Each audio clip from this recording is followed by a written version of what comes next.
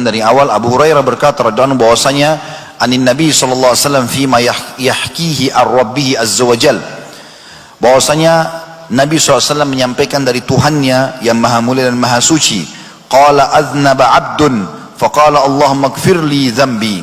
Seseorang hamba telah berbuat dosa, lalu dia tahu dia punya Tuhan, kemudian dia mengatakan ampunilah dosaku dengan tulus.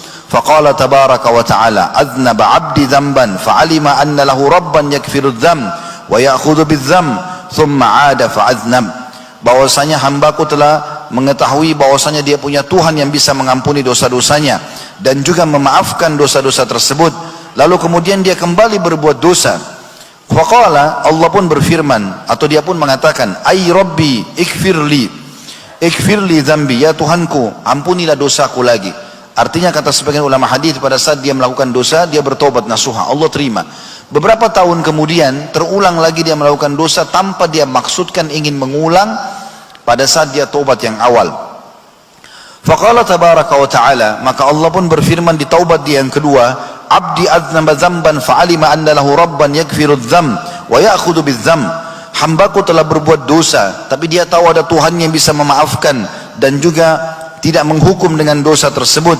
Thumma 'ada fa'aznab, namun dia terulang atau ketiga kalinya dia melakukan dosa itu lagi.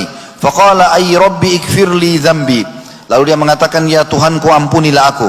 Faqala tabaraka wa ta'ala, Allah pun mengatakan untuk yang ketiga kalinya, aznaba 'abdi dzamban fa'alima anna lahu rabban yakfiru dzam wa ya'khudhu bidzam i'mal ma syi'ta faqad ghafartu laka.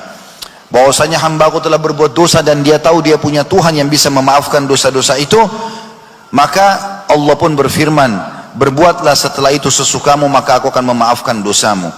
Kata Imam Nawawi rahimahullah dalam syarah Sahih Muslim tentang hadis ini, seandainya seseorang berbuat dosa 100 kali atau lebih, tapi setiap kali berbuat dosa dia bertaubat, maka Allah akan menerima taubatnya dan dosa-dosanya berguguran.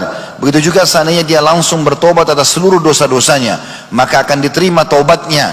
Dan maksud dari firman Allah, berbuatlah sesuka hatimu karena sungguhnya aku telah memaafkanmu, adalah setiap kali engkau berbuat dosa dan mau bertobat dan menyesali perbuatannya atau perbuatanmu, niscaya aku akan mengampunimu.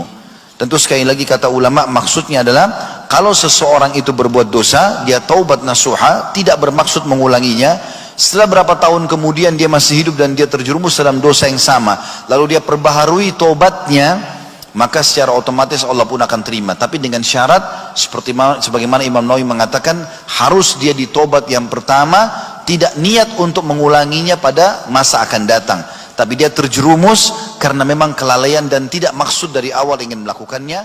Kalau dia taubat lagi